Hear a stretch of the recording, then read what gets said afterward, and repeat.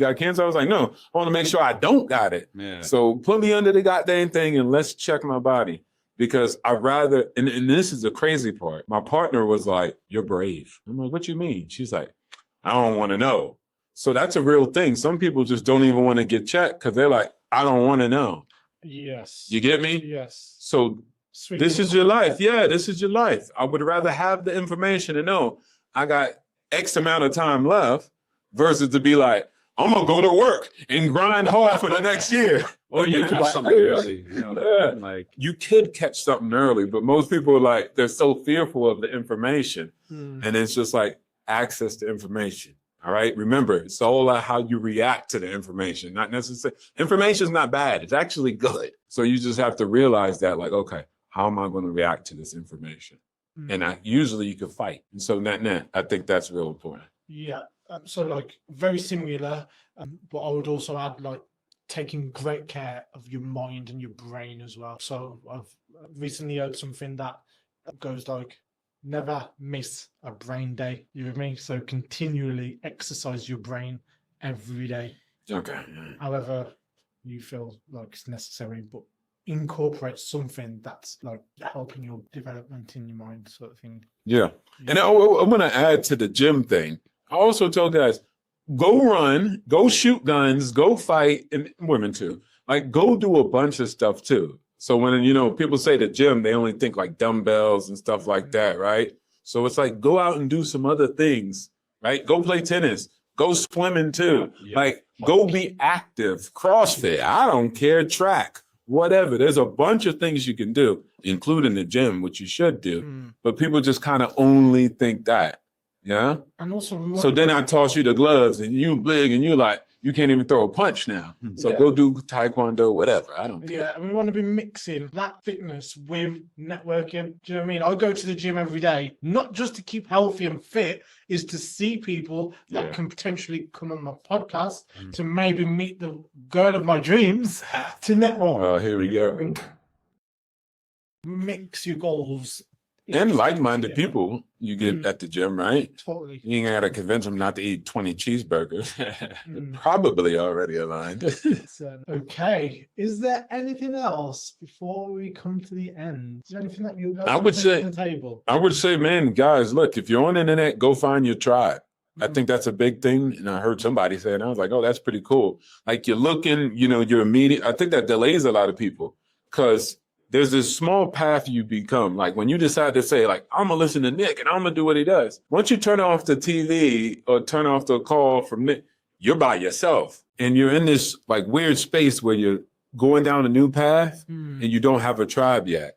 And so that's why it's important to go find your tribe. And there's a lot of tribes online. There's the fitness guys. There's going to be finance guys. There's going to be real estate guys. There's going to be stock guys. And then what you mostly try to do is to be like, I'm trying to get my mom, trying to get my brother on the program now. And it's like, you know what I'm saying? You're trying to go save people in your community. Yeah, I try to tell my friends, if we invest in this, and they like, while they smoking weed, they telling me I'm wrong. So it's like, just like he said, sometimes you got to walk away from friends. Save yourself. And when you walk away with friends, the internet is there and there's a tribe somewhere for you. Go find them, go plugged into it. I think to reiterate to that, it's like, people are the world's never been more connected, but people are more isolated than they've ever been. So go and find your tribe. There's communities online everywhere. I'm currently building a community because I get a lot of young guys that message me, and it's mostly about fitness, mindset, business, and relationships. So I'm building a community based on that for young lads that can so they can navigate through that. So they don't have to go through the same pain. Let's not say pain, but the same things that I went through, because I've been through it and I've done pretty well out of all those things. So those are my 4 key components that I'm building a community around, that I'm going to have guys that can join that. So if they want to think my way and learn through the way I've learned things. So, the world's, never been more connected, but people are more isolated than ever. Find a community.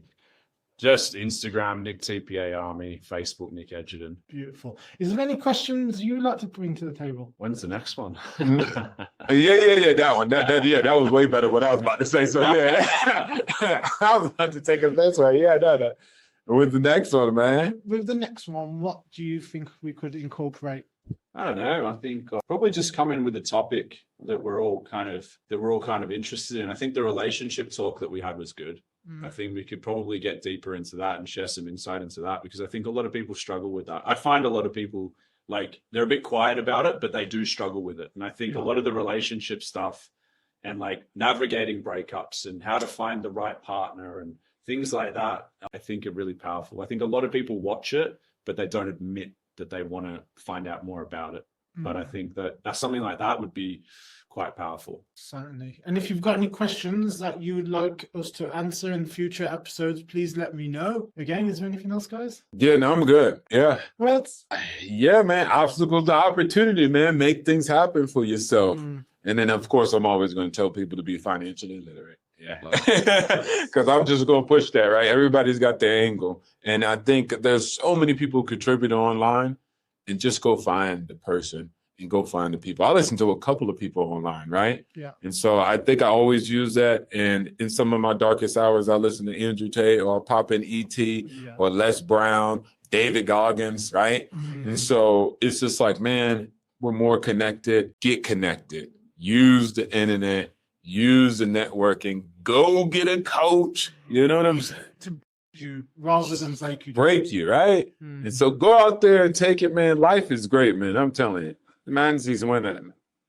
I'm not one line of fire. You need a smartphone to be smart. All right? God dang it. You know? Use it, take it, make it happen. But again, you can find me on Obstacles to Opportunity. And then, like I said, I do the investment audit, mostly talk about finances. And then just basic, simple stuff. I'm not going to teach you no crypto and how to make money in 8 days and become a trillionaire. But it's just going to be what most people need to get to that freedom that they want. I usually teach financial freedom. So it's just like you're making money to be free. So you don't have to work for money. If you want to, cool.